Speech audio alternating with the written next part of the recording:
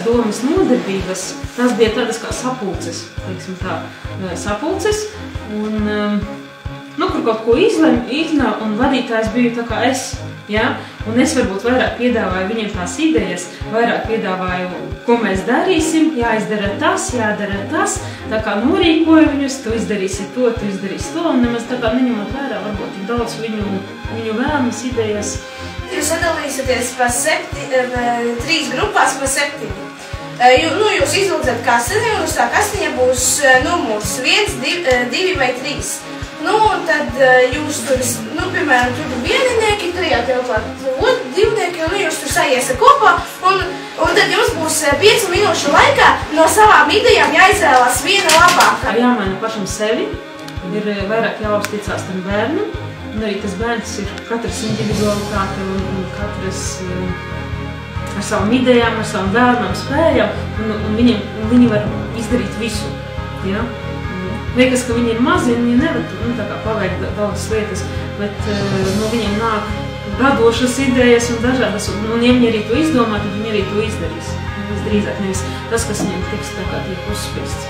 Šis projekts palīdz tiem bērniem būt aktīvākiem un vairāk par kaut ko interesēties, nevis tikai pieņemsim par konkrētu Beļģeves pagastu vai to šauro vidi, ja, un tad skatījums uz pasauli.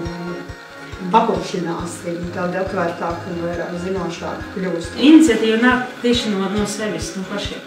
Jā, un arī nodarbības darījies nedaudz jau sāku mainīt, fokusējoties tieši uz viņu vēlmēm idejām, vairāk jautājot viņiem, vairāk varbūt iekļaujot nodarbībās arī kādas kaut vai nelielas, bet aktivitātes, kas varbūt saliedē viņus,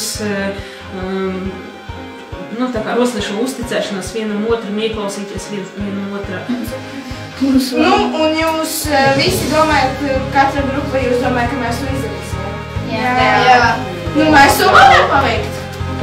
Jā. Tas aktivizē arī viņus. Viņi kļūst aktīvāki un patīk iesaistīties. Mēs arī līdz ar to ne tikai pieņemsim šis projekts, bet viņi arī gatavi ir iesaistīties tālāk citos projektos. Var just to, ka viņi gaidīja šo brīdi, ka tā telpa būs, un viņiem tas ir ļoti svarīgi, lielākiem palaidņiem.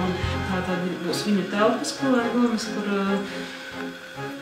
kā viņi teica, tās ir viņu mājas, to viņi visu veido šeit paši. Tas nozīmē, ka viņi to arī sargās, un es domāju, ka arī to veidos.